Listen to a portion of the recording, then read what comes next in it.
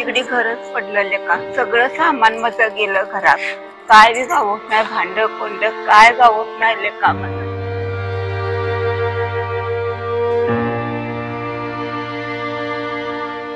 काय बी कराले का खरं माझं घर पडलेलं आहे. माझं लवकर करा, पैसे द्या मला.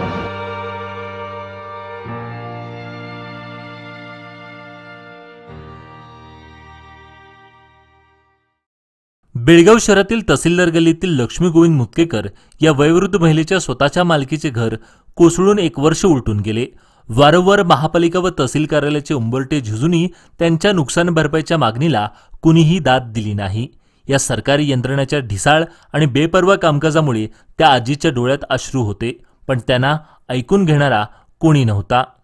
मात्र या वेदनादायक परिस्थितीची माहिती मिळताच बेळगाव उत्तरचे आमदार आसिफ सेठ यांनी स्वतः लक्ष्मी मुतकेकर यांची भेट घेऊन त्यांच्या व्यथा ऐकल्या आणि थेट तहसीलदार कार्यालय गाठलं. जिथं काम व्हायला हवं होतं त्या कार्यालयात कामच होत नव्हतं. त्यामुळे आमदारांनी स्वतः पुढाकार घेत अधिकाऱ्यांना धारेवर धरलं. 2 दिवसात काम झालं पाहिजेत, अन्यथा मी स्वतः पुन्हा येथे येईन असा स्पष्ट इशारा आमदारांनी तहसीलदारांसमोर अधिकाऱ्यांना दिला. जोर पाऊस होत आहे त्याच्यामुळे माझे कॉन्स्टिट्युएन्सीमध्ये 13 घर पडलेले आहेत. त्याची पाहणी चालू आहे. तहसीलदार साहेब आणि शिंदे साहेब त्याचे इन्स्पेक्शन करत आहेत. अर्धे रिपोर्ट्स ऑलरेडी दिलेले आहेत, बाकीचे पण रिपोर्ट देत आहेत. तर तेच मी बघायला आलो होतो की काय काय चाललेलं आहे. याच्याबरोबर जे ओल्ड एज पेन्शन आहे, जे फिजिकली चॅलेंज्ड पेन्शन आहे, जे विडो पेन्शन आहे, जे मेंटली चॅलेंज्ड आहे, यांची पण पाहणी करून तहसीलदार साहेबला मी विनंती केलेली आहे की इमिजिएटली जे पण पेंडिंग आहेत हे 3 दिवसात प्रोसेस करून त्यांचे जे सरकार त्याला हक दिलेला आहे त्यांना ते हक मिळावं आणि 3 दिवसात कंप्लीट व्हावं. आणि काय पण कारणाने त्यांचं फाईल अगर हेल्डअप होत आहे या रिजेक्ट होत आहे ते बघून तहसीलदार बघावं आणि इन्स्पेक्ट करावं. पण सर, अशा वयस्कर लोकांनी इथे यावं लागतंय आणि स्वतः आमदार इथे सांगायला येतात, तर प्रशासनाचं काम कसं चाललंय? नाही, प्रशासनाचा ओव्हरलोड फार झालेला आहे. हे आजीसाठी झालेलं. मी मुतकेकर म्हणून तहसीलदार गल्लीमध्ये रहिवासी आहेत.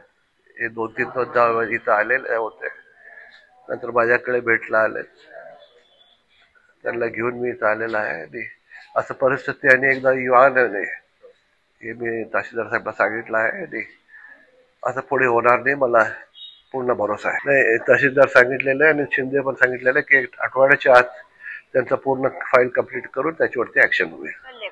मी आजारी होतो, दवाखान्याला जाऊन आलो. मुलगी का म्हटली नाही नको चल ग, आणि गोळ्या संपेपर्यंत राहा. तिकडे घरच पडलेले का सगळं सामान माझं गेलं घरात.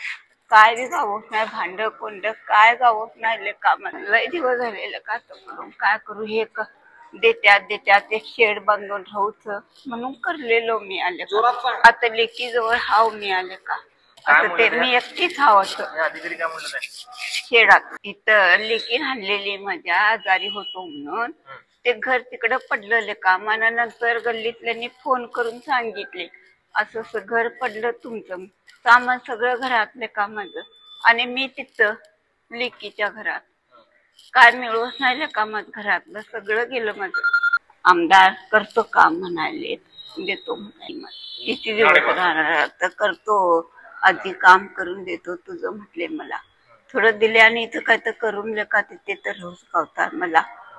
लोकप्रतिनिधी जर इच्छाशक्तीने काम करत असतील तर सामान्यांच्या समस्या मार्गी लावणं अशक्य नाही, हे आमदार आसिफ सेठ यांनी आपल्या कृतीतून सिद्ध केलं. यावेळी नगरसेवक रवी साळुंके, मुजम्मिल ढोनी, अन्य सामाजिक कार्यकर्ते उपस्थित होते. हमारे लक्ष्मी मुतकेकर उनके तहसीलदार गली में रहते हैं. मेरे हिसाब से बड़ी शर्म की बात है कि एक पेंशन के लिए हमारे एमएलए साहब को इधर आना पड़ा.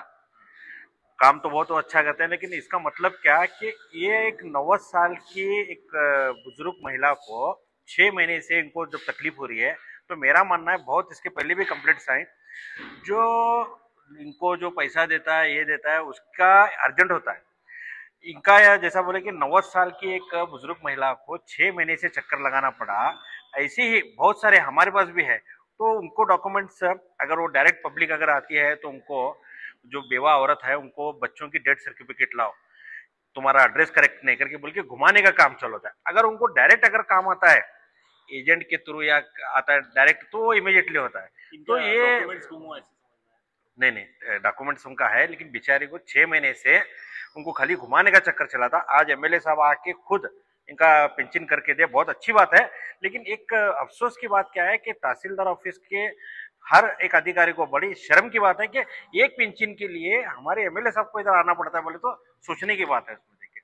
तो बहुत गलत है। और इसके बाद में जो घर भी पड़ रहा है देख रहे हैं उसमें देखिए, वो उसमें के उसके भी मेरे हिसाब से एक पार्सलिटी टाइप में हो रहा है। जिसका करना है वो कर रहे हैं, क्योंकि इनके हाथ में है कि रिपोर्ट कितने परसेंट, तलाटी के हाथ में रहता है कि रिपोर्ट कितना परसेंट डालना।